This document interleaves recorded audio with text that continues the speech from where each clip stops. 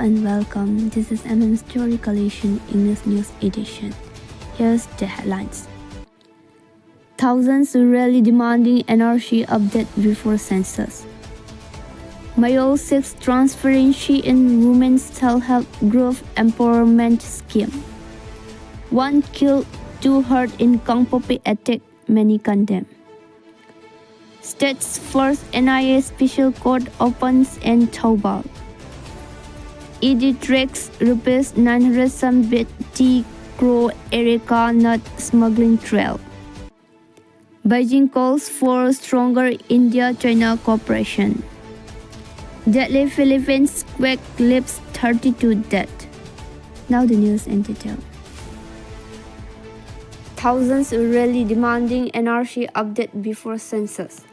In a significant show of public mobilization, a large number of people from different sections of society took to the streets of Imphal on Monday demanding the updation of the National Register of Citizens NRC in Manipur before the conduct of the forthcoming census, asserting that any population exercise undertaken without first identifying genuine citizens would further complicate the state's demographic and political challenges. The protest rally, organized by 14 civil society organizations under the banner of 14 CSOs, Kanglei Park, commenced from Tidin Ground in Imphal West and culminated at Tau Ground, where a public meeting was held amid calls for immediate intervention by the center. The rally witnessed participation from students, youth groups, internally displaced persons, artists, women, and members of indigenous communities. Protesters carried placards bearing messages such as "Only updation of NRC can save Manipur," "No NRC, no census," "Do not neglect Manipur state until NRC 1951 update," "Don't conduct census." Addressing the gathering, convener Shantana Hapam accused the central government of remaining indifferent to long-standing demands for NRC updation in Manipur, despite repeatedly expressing concern over illegal immigration in other parts of the country. He referred to the union government's recent decision to constitute a high-powered committee to examine demographic changes in selected states and submit its findings to the Ministry of Home Affairs within a year. According to him, Manipur's unique geopolitical position, sharing a sensitive international border with Myanmar and facing prolonged ethnic and security challenges, warrants urgent and separate consideration.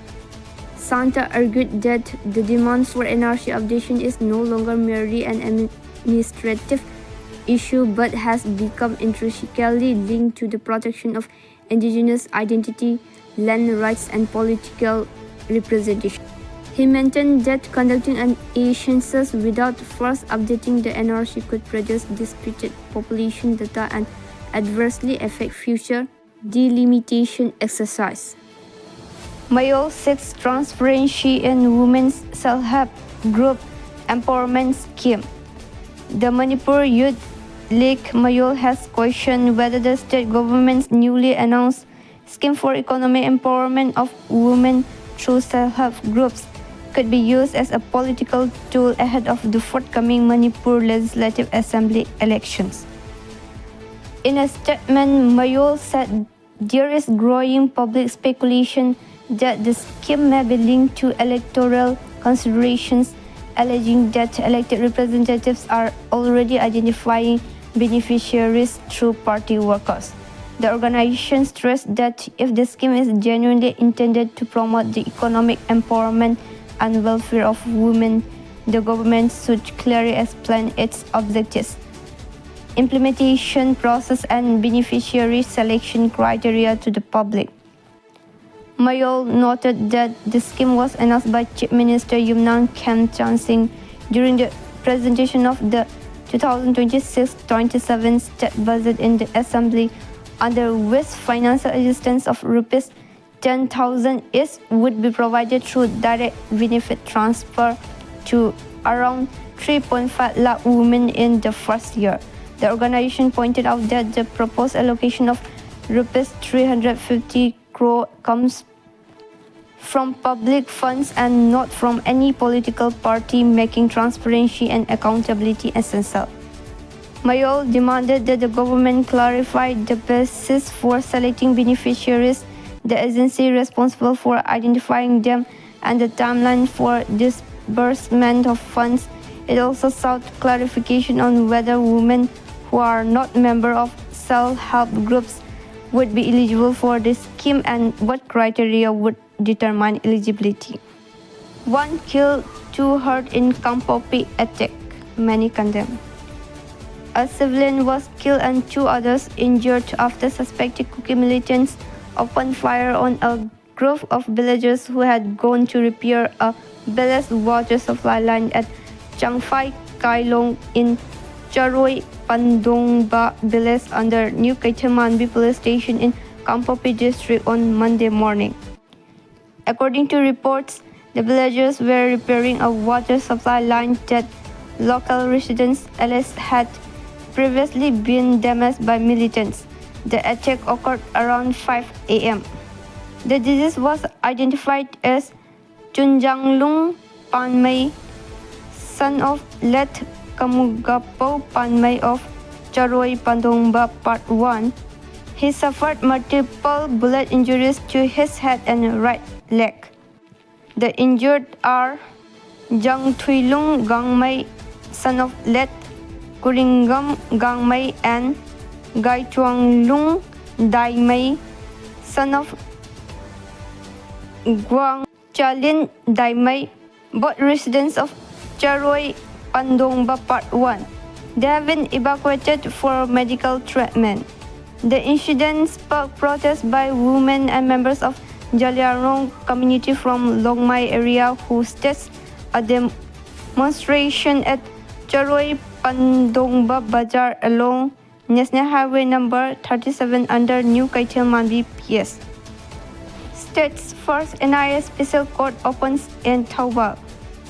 Chief Minister Yumnam Kemchon on Monday inaugurated the state's first exclusive special court for National Investigation Agency NIA cases at the Taobao District Court Complex. ED tracks Rs 970 crore Erica nut smuggling trail. A sprawling cross-border Erica nut smuggling network stretching from Myanmar's border villages to markets across India has come under the scanner of the Enforcement Directorate, which says it is proving proceeds of crime worth more than Rs 970 crore.